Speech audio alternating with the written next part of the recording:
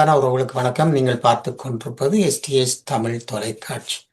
SDS Tamil தொலைக்காட்சியில் வார வாரம் இடம்பெற்றுக் கொண்டிருக்கின்ற மருத்துவர் நாம நிகழ்வோடு இணைந்திருக்கின்றோம். மருத்துவர் நாம நிகழ்வுக்கான அனுசரணையை வழங்குகின்றவர்கள் ஈழத்து பெண்மணியால் ஜெர்மனியில் வதனி செல்வநாதன் அவர்களால் உருவாக்கப்பட்ட முதியோர் பராமரிக்கும் இல்லம்.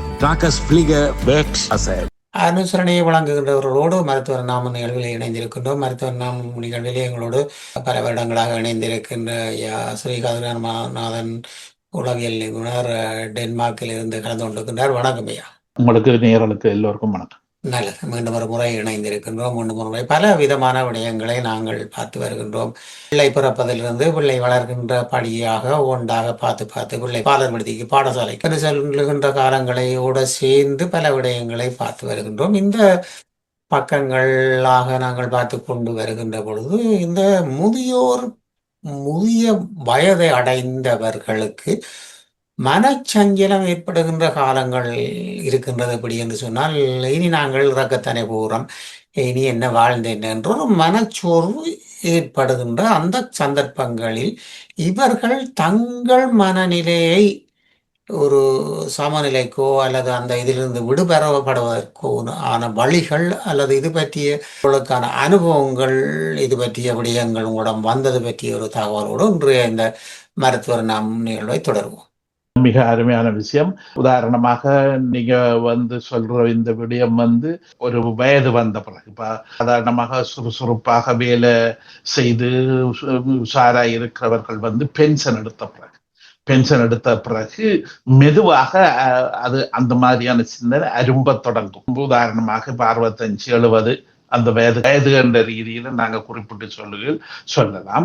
அந்த 65-70 அந்த மாதிரியான காலகட்டத்திலே இப்ப உடல் ரீதியாக மன ரீதியாக நாங்க அதை அவதானிச்சோம் என்று சொன்னால், எங்கட உடம்பில உள்ள ரசாயன திரவங்கள், ஹோமோன்ஸ் என்று சொல்ற அந்த திரவங்கள் கூட கொஞ்சம் சக்தி இழந்து போற விஷயத்த நாங்க பார்க்கலாம் இல்லையா? அந்த சக்தியில் இழந்து கொண்டு போகும் போதும் அதே நேரத்துல இப்ப இதுவரை காலம் நிறைய ஓடி வேலை செய்து மிகவும் மன அழுத்தம், உடல் அழுத்தம், இந்த அழுத்தங்களோட வாழ்ந்தவர்கள் இந்த நேரத்துல தங்களுக்கு வார்த்தையால சொல்ல முடியாத அளவுக்கு ஒரு களைப்படைந்து விடுறார்கள்.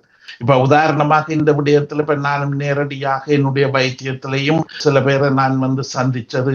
இப்ப அவர்களை பொறுத்தவரையில கூடுதலாக 65-70 இந்த வயது காலகட்டத்திலே இப்ப உதாரணமா நான் வேலை செய்தேன் என்று சொன்னா வெளிநாட்டு அகதி மக்களோட தான் நான் கூடுதலாக வேலை செய்தேன். அப்ப அந்த அகதி மக்களை பொறுத்தவரையில இந்த வயதுல வரும்போது அங்க ஒரு குடும்பம் என்ற அமைப்புக்குள்ள கன மாற்றம் நடக்கிறது. தனி மனிதர்கிட்ட மாத்திரமண்ட அல்ல, இந்த குடும்பம் என்ற ஒரு நிறுவனமாக இப்ப எங்கட மக்களுடைய முக்கிய பண்புகள்ல ஒன்று குடும்பம் என்ற நிறுவனத்தை வச்சிருக்கிறது. அது எந்த நாட்டில இருந்து வந்தாலும் நாங்கள் அந்த குடும்பம் என்ற நிறுவனத்தை எப்பவும் சராசரியாக தைரியமாக வச்சிருக்க முயற்சிக்கும். ஆனா இந்த காலகட்டத்தில இப்ப உதாரணமாக இப்ப பெற்றோருக்கு ஒரு வயது வந்தா அப்பா அம்மாக்கு 40-45 வயது இந்த வயது காலகட்டங்கள் வர பிள்ளைகள் படிப்புக்காக வேலைக்காக அந்த குடும்பங்களை விட்டு வெளியே போக வேண்டிய ஒரு கட்டாயம் அங்கு ஏற்படுகின்றது இல்லையா? 40-45 வயது மட்டும் பிள்ளைகள் 9ஆம் வகுப்போ 10ஆம் வகுப்போ அல்லது அட்வான்ஸ் லெவல் என்று சொல்லப்படுகிற 11ஆம்-12ஆம் வகுப்பு இதுகள் மட்டும் அந்த கிராமங்கள் அந்த அயல் நகரங்களிலேயே பெற்றோரோட இருந்து பாடசாலையில் படிப்புகளை செய்து கொண்டு வந்தவர்கள். ஆனா பல்கலைக்கழகம் என்ற ஒரு நிலவரைக்கு நீண்ட தூரம் போகணும். அது எங்க அவர்களுக்கு படிக்கக்கூடிய வாய்ப்பு கிடைக்குதுன்றது அவர்களுக்குமே தெரியாது இல்லையோ? என்ற சில பேருக்கு சில பாடங்கள்லாம் படிக்கணும் என்ற ஒரு விருப்பம் இருக்கும். அப்ப அந்த பாடம் மிக தூரமான பல்கலைக்கழகங்களிலே தான் இருக்கும். அப்ப இப்படியான நேரங்கள்ல இயற்கையாகவே, அது செயற்கையாக அல்ல, இயற்கையாகவே இந்த குடும்பங்கள் கொஞ்சம் பிரிஞ்சு போற தன்மைகள் உருவாகின்றது. பிள்ளைகள் படிப்புகள் அல்ல தொழில்கள் இப்படியான பல விஷயங்களுக்காக, அதுவும் இளம் பிள்ளைகள் பெற்றோர் என்று சொல்லப்பட்ட வயது இந்த நேரத்திலே ஆதாரமாக உதவியாக இருக்க வேண்டிய பருவத்திலே இந்த சமூக அமைப்பு அல்லது கல்வி அமைப்பு வேலை செய்கின்ற அமைப்புகளை பொறுத்தவரையில அவர்கள் வந்து விலகி போக வேண்டிய தேவைகள் வருகின்றது இல்லையா.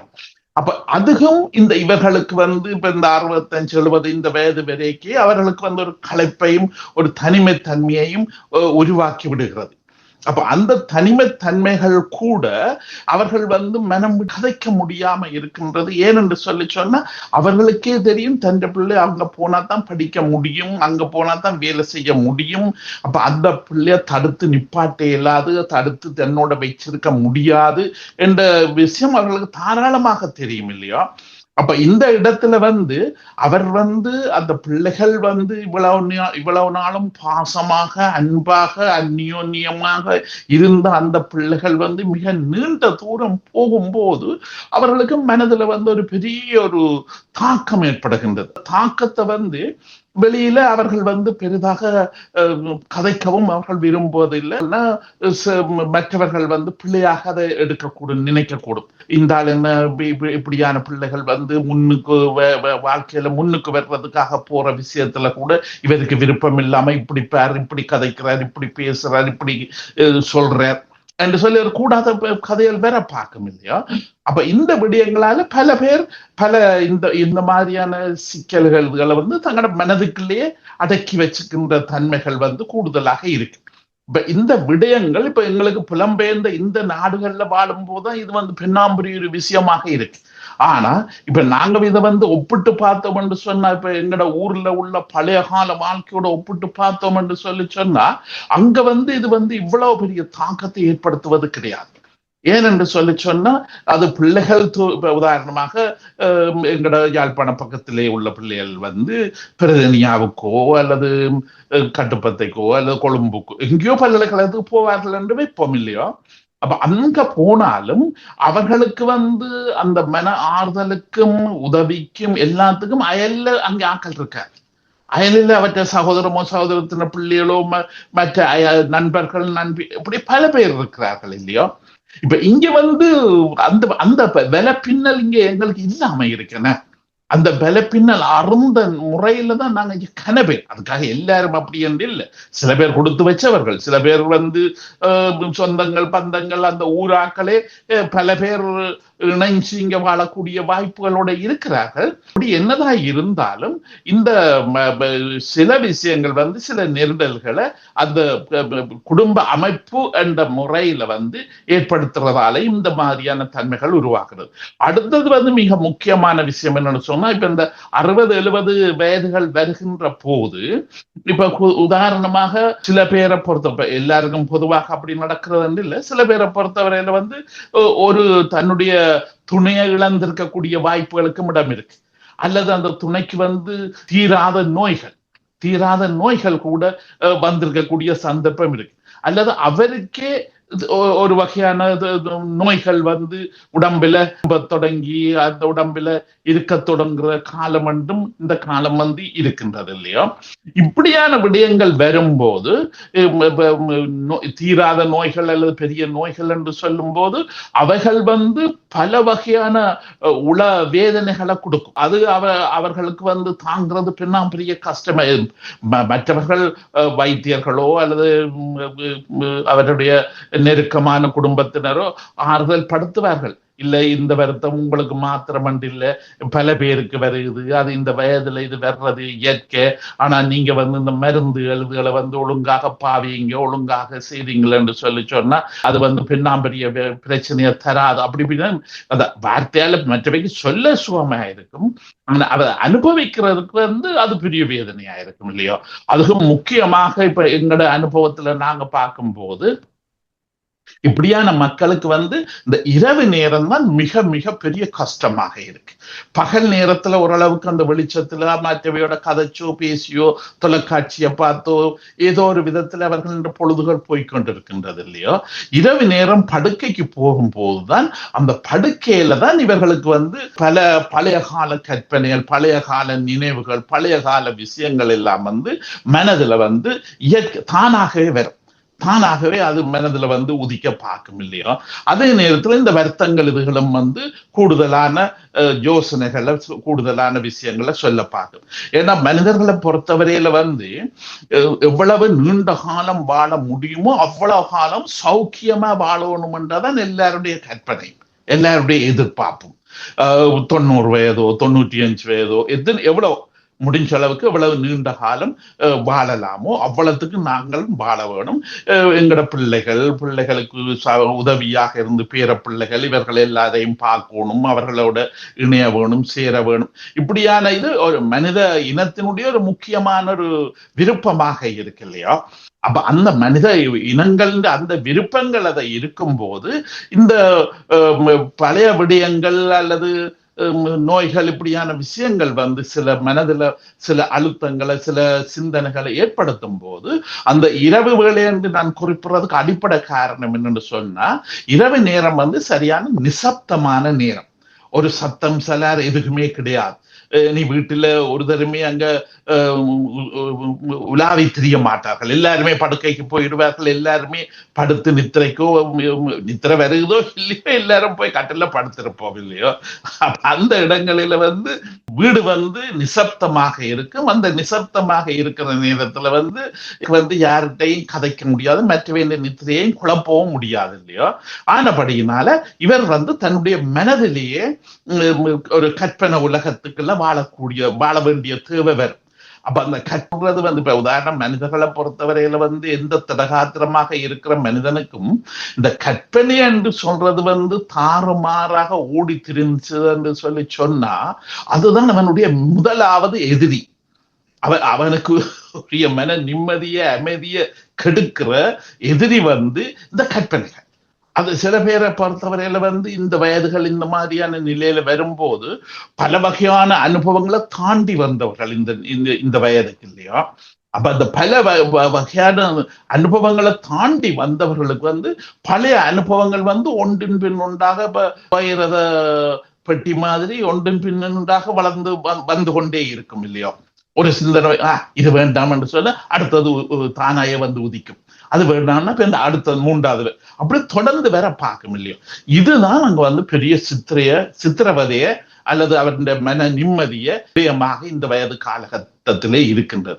அப்ப இந்த காலகட்டம் இவைகள் எல்லாம் வரும்போதுதான் இதுகள்ல இருந்து அவர்கள் வந்து கூடுதலாக தப்புறது அல்லது இதுகள்ல இருந்து என்ன விதமான முறையில நாங்கள் விமோசனம் எடுக்கலாம், விடுதலை எடுக்கலாம் என்று சொல்லும் போது சிலருடைய மனதிலே வந்து கூடுதலாக நான் இறந்து போனாதான் இதெல்லாம் நிற்கும், நான் இல்லாம போனாதான் இதுகள் எல்லாத்துக்கும் ஒரு முற்றுப்புள்ளி வைக்கலாம், உயிரோட இருக்கும் மட்டும் இது ஒன்றோடு ஒன்று அப்படி தொடர்ந்து வந்து கொண்டே இருந்து இதால நான் பெரிதாக ஒரு சந்தோஷமோ ஒரு சௌக்கியமான வாழ்க்கையோ இதுகள் ஒன்றும் வாழ முடியாம இப்ப பாரு இவ்வளவு கஷ்டப்படுறேன் இப்படி இருக்கிறேன்னு சொல்லி அவருக்கு வந்து மனதுல சில கேள்விகள் இதுகள் என்று வேற பார்க்குது. அதே நேரத்துல இன்னும் ஒரு சில முக்கியமான ஒரு பாரதூரமான இன்னொரு விஷயம் இதுல வருது என்று சொல்லி சொன்னா, இப்படியான சிந்தனைகள் இதுகள் வரும் போது உளச்சோர்வு என்றது அவர்களுக்கு வந்து மனதில் வேற பார்க்குது. டிப்ரெஷன் என்று சொல்லப்படுகின்ற இந்த உளச்சோர்வு, அதாவது ஒன்றிலையும் ஈடுபட விருப்பம் இல்லை, ஒன்றிலையும் விருப்பமாக பங்கு பெற்ற இயலாது, எல்லாத்துக்குள்ளையும் எனக்கு அங்க நோக்குது இங்கே இயலாது இப்படி இயலாதுன்னு சொல்லி சாட்டுகள் சொல்லி சொல்லி வீட்டிலேயே இருக்கிறதான் அவருடைய முக்கிய நோக்கமாக முக்கிய விஷயமாக இருக்க வருகிறது இல்லையா.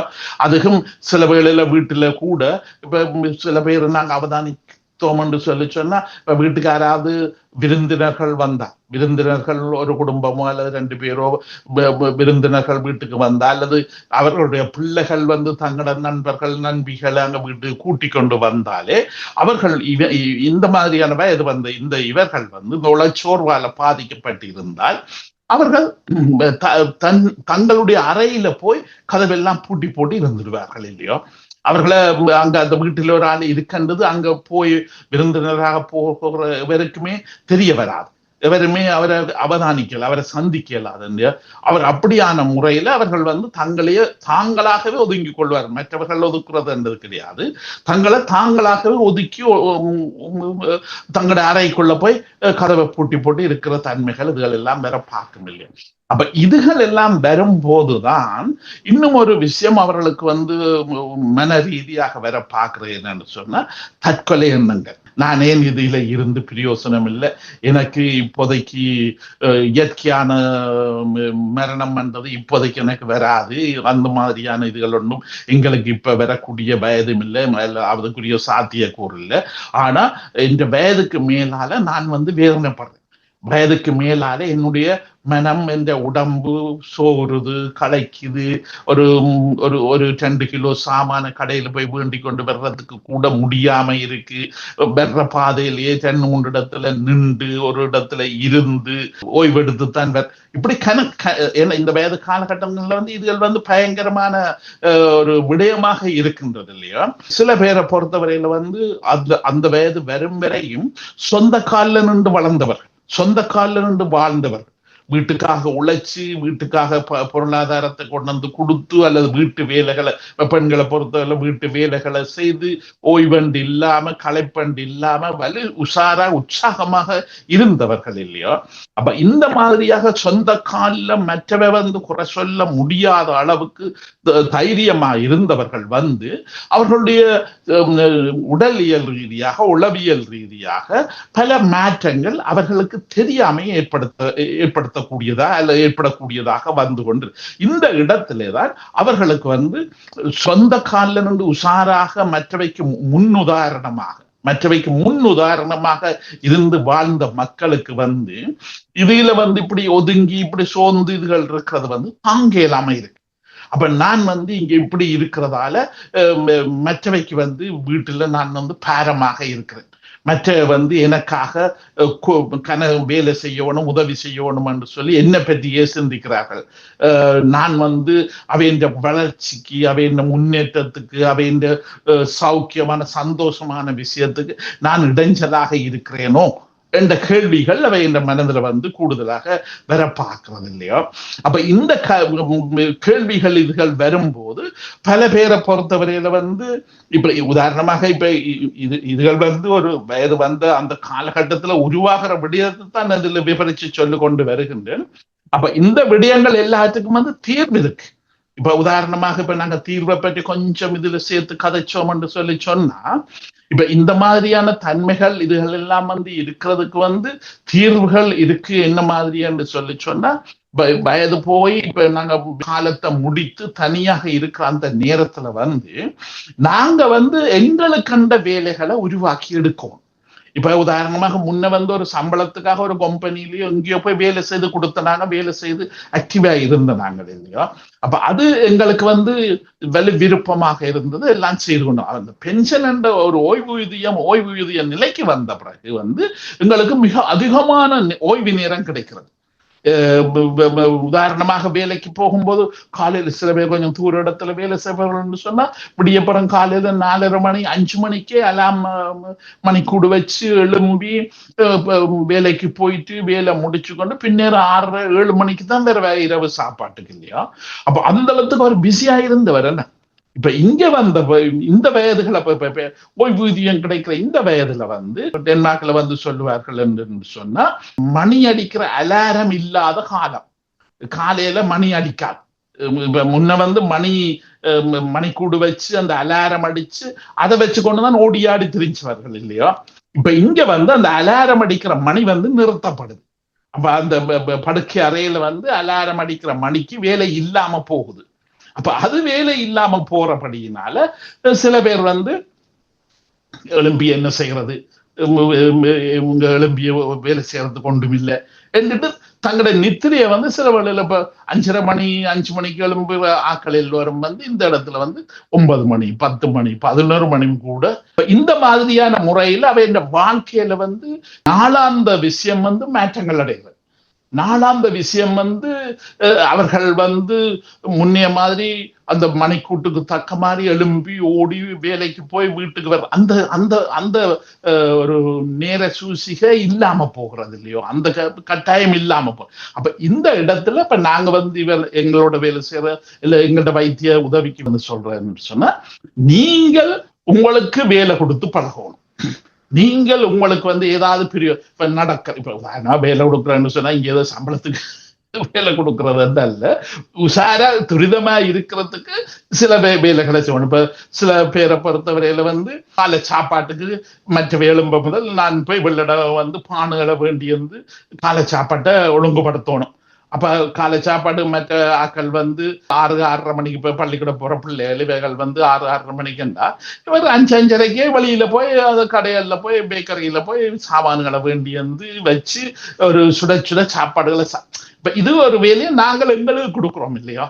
இப்ப நாங்களே எங்களுக்கு அதை உஷாரா இருக்கிறதுக்கு அதுக்காக ஏதோ கட்டாயப்படுத்தி அல்ல, நாங்களுக்கு சுய விருப்பத்துல நாங்களாக விரும்பி எனக்கு ஒரு உற்சாகமான முறையில இந்த வாழ்க்கையை கழிக்கணும், உற்சாகமான முறையில நான் இருக்கிறதுக்கு எனக்கே நான் சில வேலைகளை உருவாக்கணும் என்று சொல்லி அவர்கள் வந்து இப்படியான முறையில உருவாக்கிதான் உஷார்படுத்தி வச்சிருந்தார்கள் என்று சொன்னா அந்த உளச்சோர்வு என்று சொல்லப்படுகின்ற இந்த டிப்ரெஷன் என்ற சோர்வு இதுகளுக்கு போக வேண்டிய தேவை வந்து மிக மிக மிக குறைவு.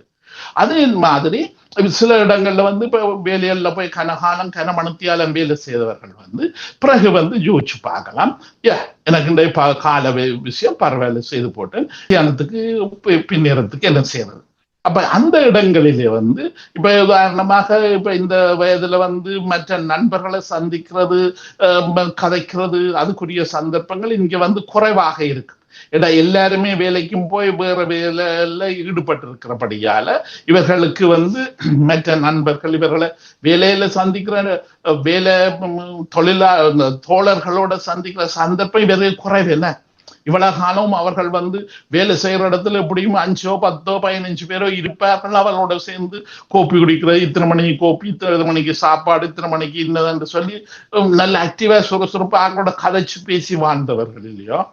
இங்க வந்து தன்னந்தனியாக இருக்கிறபடியால அவர்கள் வந்து வித்தியாசமாக கூட ஓய்வு நேரம் கூடி அவர்கள் வந்து சோர்வடைகிறார். அதுகளுக்கு வந்து இப்ப நாங்க சொல்றேன் என்னன்னு சொன்னா, நீங்களே உஷாராக மோஷன் சென்டர் இருக்கு இல்லையா, இந்த எக்ஸசைஸ் செய்கிற இடங்கள் இருக்கு இல்லையா, உங்களோட பக்கத்துல வந்து பார்க்குகள் ஓய்வு இடங்கள் அதுகள் வந்து இருக்கும், அதுகளுக்கு போய் வர முயற்சி செய்யுங்க. அதுக்காக ஒவ்வொரு நாளும் இல்லாவிட்டாலும் கிழமையில 2 தரமோ 3 தரமோ அங்க வந்து ஒரு மணித்தியாலமோ 1.5 மணித்தியாலமோ போய் உஷாரா அங்க இருந்துட்டு வருங்க.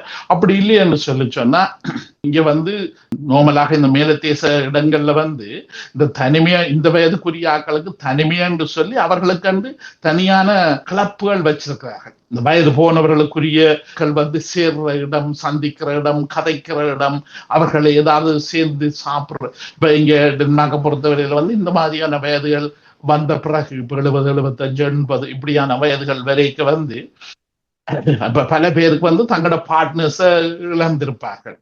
பிள்ளைகளும் தூரடங்களுக்கு வேலையறுதல் என்று சொல்லி அவர்கள் குடும்பமாக வந்திருப்பார்கள். அப்ப அவர்கள் வந்து இவர்களை தேடி வந்து பார்க்கிற அளவுக்கு நேரங்கள் கிடையாது. இப்ப கிறிஸ்துமஸ்கள் இப்படியான எது முக்கியமான நிகழ்வு நாட்கள்ல அவர்கள் சேருவார்கள், வந்து அம்மா அப்பான்னு சொல்லி வந்து சந்திப்பார்கள் இல்லையோ.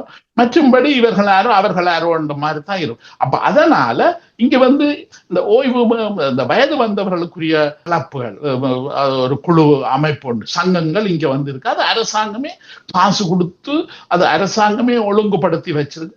சில பேர் வந்து அரசாங்கத்துல இருந்து காசு எடுத்து தாங்கள் பிரைவேட்டாகவே அதை செய்து இங்க வச்சிருக்கிறார்கள் இல்லையா. அப்ப அந்த இடங்கள்ல வந்து வாய்ப்புகள் வசதிகள் வைத்திருக்கிறார்கள். உதாரணமாக செஸ் விளையாடுறாங்க, சும்மா சின்ன உதாரணத்துக்கு செஸ் விளையாடுறாங்க அல்லது இந்த கார்ட்ஸ் விளையாடுறாங்க. இவை எல்லாருக்குமே ஒரு கிளப் மாதிரி ஒன்றை கொடுத்து அங்க வந்து கிழமையில ஒரு நாளைக்கு இந்த நாளைக்கு கார்ட்ஸ் விளையாடலாம், இந்த நாளைக்கு செஸ் விளையாடலாம், இந்த நாளைக்கு நடந்து போகலாம், இந்த நாளைக்கு சேர்ந்திருந்து செய்து கேக்கு சாப்பிடலாம், கோப்பி குடிக்கலாம். இப்படி பல மற்ற பொம்பளைகளுக்கு வந்து இந்த கை வேலை செய்யறது இல்லையோ, இந்த மஃப்ளர் பின்னுறது, இப்படியான பொழுதுபோக்கு இந்த விஷயங்கள், இப்படியான பல விஷயங்களை ஒன்று வச்சிருக்காங்க. அதை விட இன்னும் ஒரு சிலர் தங்களுக்கு இந்த கைவேலி எழுதுகள் எங்களுக்கு தெரியாது, அல்லது அதுகள் எங்களுக்கு பெரிய பழக்கம் இல்லை, அது நாங்க செய்யவில்லை, எங்களுக்கு இதன் சிந்திக்கக்கூடிய கதைக்கக்கூடிய விஷயம்தான் எங்களுக்கு நல்லது என்று சொன்னா இங்க அதுக்கும் வாய்ப்புகள் வச்சிருக்கிறார்கள் என்று சொன்னா சில பெரிய படித்தவர்கள் பல்கலைக்கழகத்துல ப்ரொஃபசர் மாதிரி இப்படியான பெரிய ஆக்களா இருக்கிறவர்கள் மாதத்துக்கு ஒருக்கா அப்படியான முறையில் சில தலையங்கங்களிலே சில பேச்சுக்கள் நடத்துவார்கள். அப்ப அது இப்ப இங்க ஃபோல்கர் யூனிவர்சிட்டி சொன்னா மக்களினுடைய பல்கலைக்கழகம் ஒன்று. இங்க 2 விதமான பல்கலைக்கழகம் இருக்கு. ஒன்று உண்மையான சாதாரணமான இப்ப நாங்க அட்வான்ஸ் இதுகளை படிச்சுட்டு நேர போற பெரிய பள்ளிக்கூட பாடசாலை பல்கலைக்கழகம் இருக்கு. ஆனா இப்ப அந்த அடிப்படை கல்வியல், அடிப்படை டிகிரியல், அட்வான்ஸ் இதுகள் இல்லாத ஆட்கள் தங்களோட விருப்பத்துக்காக போய் படிக்கிறதுக்காக இந்த மக்கள் பல்கலைக்கழகம் உண்டு. இப்போ ஓப்பன் யூனிவர்சிட்டி, திறந்த பல்கலைக்கழகம் ஊர்ல இருக்கு. அது டிகிரி எடுக்கிறதுக்கு அங்க போறது. இது மக்கள் பல்கலைக்கழகம் தங்களுடைய அறிவை வளர்த்து கொள்றதுக்காக, தங்களுடைய நேரத்தை பிரயோசனமாக செலவழிப்பதற்காக அந்த விஷயங்களை இங்க வச்சிருக்கிறார்கள் இல்லையோ. அப்ப அந்த மாதிரியான இடங்கள்ல நாங்க அதுல அங்கத்தவர்களாக இருந்தோம் என்று சொன்னா அதுலயும் அவர்கள் இந்த நாளைக்கு இந்த விஷயம் சம்பந்தமாக 1.5 மணித்தியாலம், அது 2 மணித்தியாலம் அப்படித்தான் அந்த பேச்சுகள் இருக்கும். அந்த 1.5-2 மணித்தியாலம் இன்றைக்கு இந்த இடத்துல இருக்கு.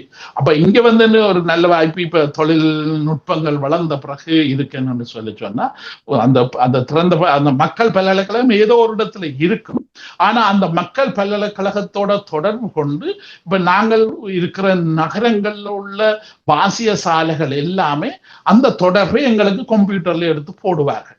அந்த கம்ப்யூட்டர் ஸ்கேம்ல நாங்கள் எங்களோட உள்ளூர்ல உள்ள வாசிய சாலைகளுக்கு போனாலே அந்த பேச்சுகளை இதுகளை நாங்கள் இங்கே இருந்தே கேட்கலாம்.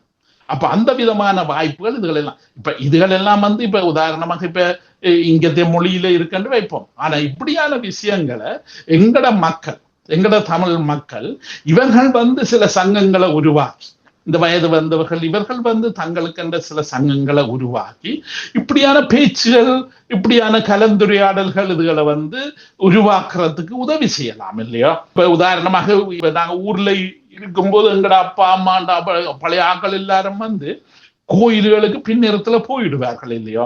அப்ப அந்த கோயில்கள்ல போய் நின்றுதான் அவர்கள் தங்களோட பழைய சந்தர்கள், பழைய வயது தங்களோட நினைச்ச ஆக்களோட கதைச்சு பேசி கும்பிட்டு விபூதி பூசி சந்தனம் வச்சுதுகள் என்று சொல்லி அது ஒரு பெரிய ஆறுதல் அவர்களுக்கு இல்லையா. அப்ப அந்த ஆறுதல் இதுகள் இங்க வெற்றிடமா கிடக்கு என்ன.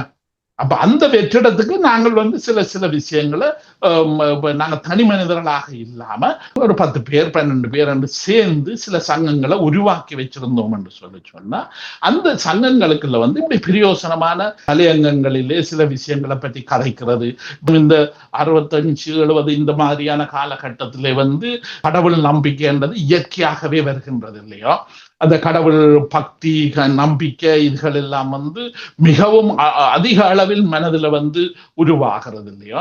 அந்த கடவுள் நம்பிக்கை, கடவுள் பக்தி, கடவுள் விஷயங்கள் இவர்களுக்கு கூடுதலாக இருக்கிறபடியினாலேதான் பல பேர் தங்களோட மனக்கவலையல், தனிமையல், வெறுமையல் இவைகள் எல்லாவற்றையும் தாக்கு பிடிச்சு நிற்கிறார். உதாரணமாக இங்க 2 விதமாக தங்களை தைரியப்படுத்தி வச்சுக்கிறார். ஒன்று வைத்தியர்கள்ட்ட போய் எடுக்கிற மருந்துகள். அந்த வைத்தியரோட எடுக்கிற மருந்துகள் அவர்களுக்கு நோய் அறிகுறிகள் இதுகளை குறைக்கிறதுக்கு, அமைதிப்படுத்துறதுக்கு உதவி செய்யுது. ஆனா எங்களுடைய கலாச்சார ரீதியாக, நாங்க பரம்பரை ரீதியாக அதை எப்படி நாங்கள் இந்த வருத்தங்களை சமாளிக்கிறோம், எப்படி தாக்கு பிடிக்கிறோம் என்று சொல்லும் போது அது அந்த கடவுள் நம்பிக்கை தான். அந்த கடவுள் நம்பிக்கை என்று சொல்லப்படுகின்ற பக்தி, அந்த பக்தியில கதைக்கிறது, அந்த பக்தி படங்களை பார்க்கறது, பக்தி பாடல்களை கேட்கிறது, இப்படியான தன்மைகள் தேவாரங்கள் படிக்கிறது, இப்படியான விஷயங்களை தங்களோட பொழுதுபோக்கு, தங்களோட விஷயத்துக்கு சேர்த்து கொண்டார்கள் என்று சொன்னா ஒரு ஆத்ம பலம். ஏன்னா பக்தி என்று சொல்றது அவை இந்த ஆத்மாவுக்கு ஒரு ஆறுதலும் தைரியமும் பலமும் கொடுக்கிறது. இப்படியான விஷயங்களை இவர்கள் எடுத்துக்கொண்டார்கள் என்று சொன்னா வயது வந்த நேரத்தில் வருகின்ற கட்டாயமான விஷயம். இது தவிர்த்து கொண்டு ஓட இயலாது. அப்படியான விஷயங்களை தாக்கு பிடிக்கிறதுக்கு தாங்களாகவே தங்களுக்கு உதவி செய்து இன்னும் ஒரு சிலரை இணைச்சு சேர்த்து தைரியமாக வச்சுக்கிறதுக்கு, தைரியமா இருப்பதற்கு முயற்சி செய்யலாம். பல விடயங்களை கருத்தாடலாக வச்சிருக்கிறீர்கள். உண்மைக்கு இந்த முதுமை காலத்தில் ஏற்படுகின்ற விடயம் என்பது பெரிய மனத்தாங்களுக்குரிய விடயமாகவே நாங்கள் பலரை பார்க்கக்கூடியதாக இருக்கின்றது. நாங்களும் முதுமை அண்மைக்கின்ற காலங்களும் வர இருக்கின்றது. அப்படி இருக்கின்ற பொழுது இந்த காலங்கள் என்பது பேசுபொருளாக பேசப்பட வேண்டிய விடயம் என்ற ரீதியிலே இதை நாங்கள் இன்றைய மருத்துவர் நாமம் நிகழ்வுக்கு எடுத்து வந்தோம். மருத்துவர் நாமம் நிகழ்வுக்கான அரசனை வழங்கியவர்கள் ஈழத்து பெண்மணியால் ஜெர்மனியில் வதனி செல்வநாதன் அவர்களால் உருவாக்கப்பட்ட முதியோர் பராமரிக்கும் இல்லம். மருத்துவர் நாம நிகழ்வுக்கான அரசனை வழங்கியவர்களோடு டென்மார்க் கலையகத்தின் ஒழுங்குகளை செய்த அந்த சற்குணம் ஐயாவுக்கும் அவருக்கு உதவியாக இருந்த செல்வி மங்கலியா கதிராமநாதன் அவர்களுக்கு நன்றியை கூறிக்கொண்டு இந்த நிகழ்வில் கலந்து சிறப்பித்த உங்களுக்கு நன்றியை கூறிக்கொண்டு மீண்டும் அடுத்த மருத்துவர் நாம் நிகழ்வில் சந்தித்துக் கொள்வோம். நன்றி, வணக்கம். வணக்கம், நன்றி. ஈழத்து பெண்மணியால் ஜெர்மனியில் வதனி செல்வநாதன் அவர்களால் உருவாக்கப்பட்ட முதியோர் பராமரிக்கும் இல்லம். 1000க்கு மேற்பட்டவர்கள் பராமரிக்கப்பட்டு வருகின்றனர். இல்லத்தில் தங்கி வாழ்வோர் வீடு சென்று அழைத்து வந்து நாளாந்த பராமரிப்பு, மருத்துவ உதவி, உடல் பயிற்சி, சிறந்த உணவு வளங்கள், விளையாட்டு, பொழுதுபோக்கு அம்சங்கள், சுற்றுலா அழைத்து செல்லல், இன்னும் பல உதவி சேவையுடன் மிளிர்ந்து நிற்கும் முதியோர் பராமரிக்கும் இல்லம். இங்கு வந்தவர்கள் தங்கள் இல்லங்களில் வாழ்வது போல் வாழ்வது இவர்கள் முகமலர்வில் தெரிகின்றது. தொடர்புகளுக்கு K. Vathani Selvanathan, Linden Strasse 16A 68 623 ஹாஃப் ஹை. தொலை தொடர்புகளுக்கு 004041309913. கை தொலைபேசி 004162205124. முதியோர் பராமரிப்புக்கு